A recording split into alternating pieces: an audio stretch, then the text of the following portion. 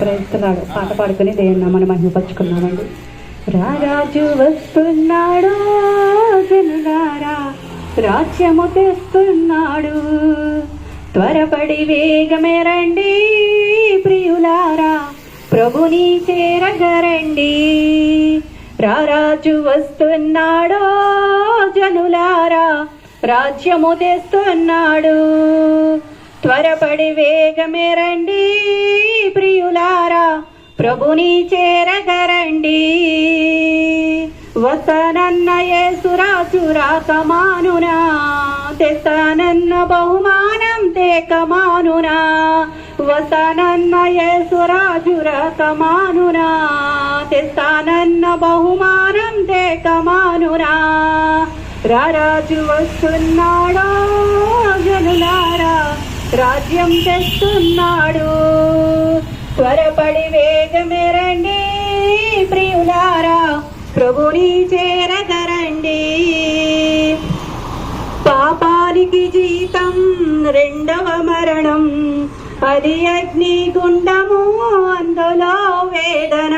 పాపానికి జీతం రెండవ మరణం, అది అగ్నిగుండము అందులో వేదన. మహిమకు యేసే మార్గము జీవము, మహిమకు యేసే మార్గము జీవము. అందుకే నమ్ముకో యేసయ్యను, పొందుకోని పాప పరిహారము. అందుకే నమ్ముకో యేసయ్యను, పొందుకోని పాప పరిహారము.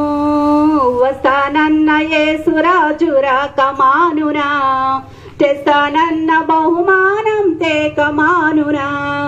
వస్తానన్న యేసురాజు రాకమానునా, తెస్తానన్న బహుమానం తేకమానునా.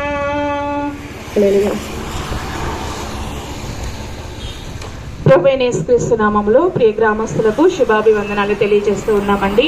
యేసు ప్రభుని గురించిన మాటలు మీతో పంచుకోవడానికి మేము మధ్యకు వచ్చాము. ప్రతి ఒక్కరు కూడా ఈ మాటలు ప్రేమతో వినవలసిందిగా కోరుకుంటూ ఉన్నామండి. ప్రభువైన యేసుక్రీస్తు వారు 2026 సంవత్సరాల క్రితము ఈ లోకానికి వచ్చినట్లుగా పరిశుద్ధ గ్రంథమైన బైబిల్ తెలియజేస్తుందండి.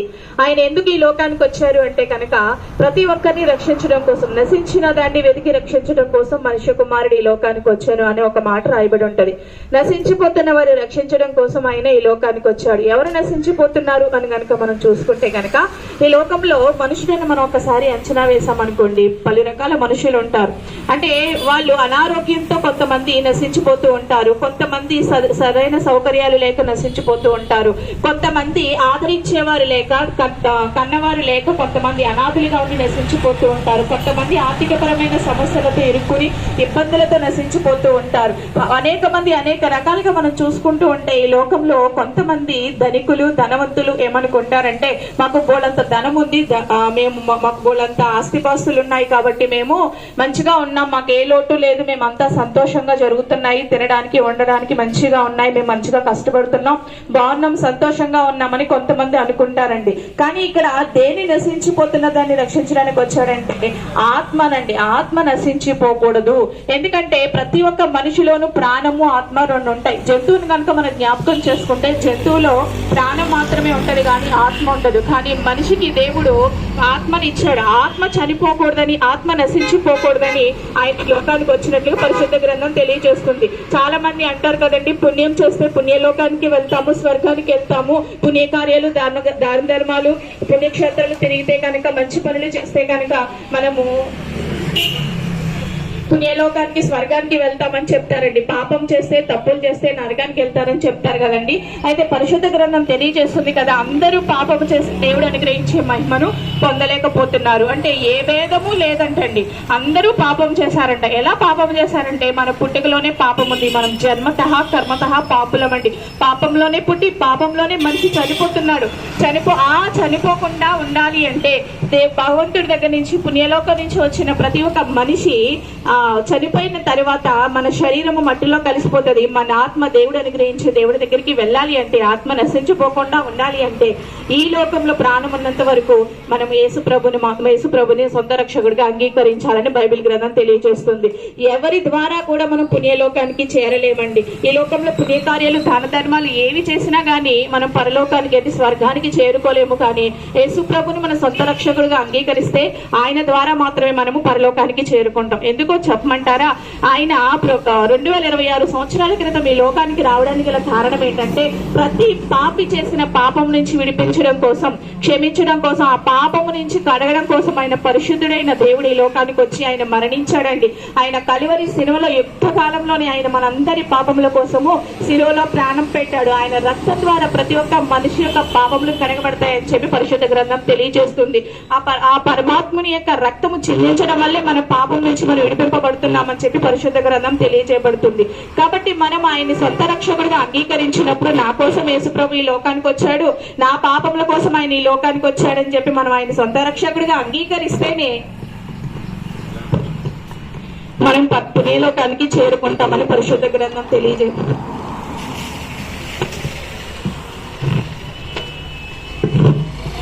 కాబట్టి ఇప్పుడు ఈ గ్రామస్తురాలు మీరు ఎక్కడున్నప్పటికీ, ఏ కులమైనా, ఏ మతమైనా, ఏ జాతైనా, ఏ రంగైనా యేసుప్రభు అని విశ్వాసం ఉంచితేనే మీరు రక్షింపబడతారని పరిశుద్ధ గ్రంథం తెలియజేస్తుంది. ఆ రక్షణ ఎలాంటి రక్షణ అంటే, ఈ లోకంలో ఎవ్వరూ ఇవ్వలేని రక్షణ అండి. అది ఎక్కడ కొనుక్కోలేని రక్షణ. చాలా మంది చాలా వస్తువులు కొనుక్కోవచ్చు, ధనవంతులు పెద్ద పెద్ద వస్తువులు కొనుక్కోవచ్చు, లేనివారు చిన్న చిన్న వస్తువులు కొనుక్కోవచ్చు. కానీ ఈ రక్షణ ఈ లోకంలో ఎంత విలువ పెట్టి కొనుక్కున్నా మనము కొనుక్కోలేమండి. యేసుప్రభు వారు మన కోసం ఆయన మనకంటే ముందుగానే ఈ లోకానికి వచ్చి మనందరి పాపముల కోసం ఆయన ఏం చేశాడండి? తన మరణాన్ని, తన రక్తాన్ని చిందించాడు. ఉచితమైన కృపను మనకి చూపిస్తున్నాడు. ఉచితమైన కృపలోనే ఆయన మనకి రక్షణ అనుగ్రహిస్తున్నాడు. ఏ ఆత్మ నశించిపోకూడదు. ప్రతి ఒక్కరు అందరూ అంతటా కూడా మార్పు పొందాలి, మారు మనసు పొందాలి. ఆయన రాజ్యాన్ని, ఆయన ఇచ్చే రాజ్యాన్ని స్వతంత్రించుకోవాలి, పుణ్యలోకానికి చేరుకోవాలి, పరలోక రాజ్యంలోకి చేరుకోవాలని చెప్పి ఆయన ఈ లోకానికి వచ్చి ప్రతి ఒక్కరిని ప్రేమిస్తున్నాడండి. కుల మత భేదాలు లేవండి. మీరందరూ అనుకుంటారు క్రైస్తవులు అంటే మతం మార్చడానికి వచ్చారు, క్రైస్తవ ఒక మతం అనుకుంటారు. ఇది మతం కాదండి, మార్గము. నిత్య జీవానికి నడిపించే మార్గం అని, సత్య మార్గంలో నడిపించే మార్గం. ఈనాడు అనేక మంది లోకంలో చూసుకుంటే ఎన్నో వ్యసనాల్లో ఉంటున్నారండి, ఎన్నో పాప జీవితంలో జీవిస్తున్నారు, అన్యాయంగా అక్రమాలు మనం చూస్తూ ఉన్నాం. అయితే ప్రభు అయిన యేసుక్రీస్తు వారు సత్యమైన దేవుడు అండి. ఆయనలో సత్యం ఉంది, ఆయనలో పరిశుద్ధత ఉంది, ఆయన పుట్టికలో పరిశుద్ధత ఉంది. ఆయన 33.5 సంవత్సరాలు పరిశుద్ధంగా జీవించాడండి. ఆయన మరణంలో పరిశుద్ధత ఉంది. ఆయన పునరుద్ధానం 3 దినాలు, ఆయన 3 దినాల తర్వాత తిరిగి లేచి పునరుద్ధానుడయ్యాడండి. ఆయన పునరుద్ధానంలో కూడా పరిశుద్ధత ఉంది. ఆయన మరలా మన కోసం రాబోతున్నాడు. ఎందుకంటే ప్రతి ఒక్కరిని ఆయనతో ఉండడానికి, ఆయనతో తీసుకెళ్ళడానికి రాబోతున్నాడు. ఆయన వచ్చే సమయానికి మనందరము నీతిమంతులుగా తీర్చాలని, నీతిని ప్రేమించాలని, యథార్థంగా ఉండాలని, ఆయన ఇచ్చే ఉచితమైన కృపను, ఆయన ఇచ్చే ఉచితమైన రాజ్యాన్ని పొందుకోవాలని యేసుప్రభు వారు కోరుకుంటున్నారు. ఈ గ్రామాన్ని కూడా ఆయన ప్రేమిస్తున్నారండి. మేము కూడా ఒకనొక సమయంలో లోకంలో జీవించిన వారమే, లోకంలో ఉన్న వారమే, లోకాన్ని ప్రేమించిన వారమే. కానీ యేసుప్రభు మాట మా బ్రతుకును మార్చిందండి. యేసుప్రభుని మేము తెలుసుకున్న తర్వాత, ఆయన మా జీవితంలోకి ఆహ్వానించిన తర్వాత, నా కోసం ఒక వ్యక్తి మరణించాడు. యుక్త కాలంలో ఈ లోకానికి వచ్చి నా కోసం సిలువను మోసి 33.5 సంవత్సరాలు జీవించి నాకు నిజ జీవం ఇవ్వడానికి, నా ఆత్మ చనిపోకుండా రక్షింపబడాలని, నా ఆత్మ ఆయనతో కలిసి ఆనందించాలని చెప్పి నా కోసం ఒక వ్యక్తి మానవ కుమారుడయ్యుండి ఆయన ఈ లోకానికి వచ్చాడనే విషయాన్ని, సత్యాన్ని మేము తెలుసుకున్నాము. ఆయన సత్య దేవుడండి. ఆయనలో సత్యం ఉంది, నీతి ఉంది, యథార్థత ఉందని మేము తెలుసుకున్నామండి. ఆయన దృష్టికి మన క్రియలన్నీ మురికి గుడ్డల్లా కనిపిస్తున్నాయి. కాబట్టి మనం ఆయన దగ్గరికి వచ్చి యేసుప్రభు నా కోసం మరణించాడని కనుక మనం ఒప్పుకుంటే ఆయన మనల్ని రక్షిస్తాడు, మనల్ని విమోచిస్తాడు. ఆయన రక్తంలో మనకి విమోచన కలుగుతుందండి. ఆయన ఇచ్చే ఉచితమైన కృపను మనం పొందుకుంటాం. ఆయన ఇచ్చే రాజ్యాన్ని అంటే పుణ్యలోకానికి, స్వర్గానికి మనం చేరుకోగలుగుతాం. అట్టి కృప ఈ గ్రామ ప్రజలకు ప్రభు అయిన యేసుక్రీస్తు వారు దయచేయును గాక. ఆమేన్. ప్రార్థన చేసుకుందాం. కృప కలిగిన నా తండ్రి, ప్రేమ కలిగిన నా ప్రభువా, దయ కలిగిన నా తండ్రి, మహాప్రియ పరిశుద్ధాత్మ దేవుడా, మీకే స్తుతులు స్తోత్రాలు. అయ్యా, ఈ గ్రామ ప్రజలతో మీరు ఉన్నందుకై నీ వందనాలు, స్తుతులు స్తోత్రాలు ప్రభువా. అయ్యా, చెప్పబడిన వాక్యాన్ని బట్టి నీ వందనాలు. నువ్వే మార్గం, నువ్వే సత్యం, నువ్వే జీవం, మా కొరకు మరణించావు, మా కొరకు పునరుద్ధానుడు అయ్యావని, అయ్యా ఈ లోకాన్ని ఎంతగానో ప్రేమించి వచ్చావని దాన్ని బట్టి నీకు వందనాలు. అయ్యా, ఈ గ్రామ ప్రజలకు అయ్యా మారు మనసు రక్షణ దయచేయండి. అయ్యా, నీ జీవము కలిగిన రక్షణ ఈ గ్రామ ప్రజలకు దయచేయమని చెప్పబడిన వాక్యం ఇక్కడ నెరవేరాలని యేసయ్య పరిశుద్ధ నామములో బ్రతిమాలు వేడుకుని అడుగుచున్నాం తండ్రి. ఆమేన్. అందరికీ వందనాలండి.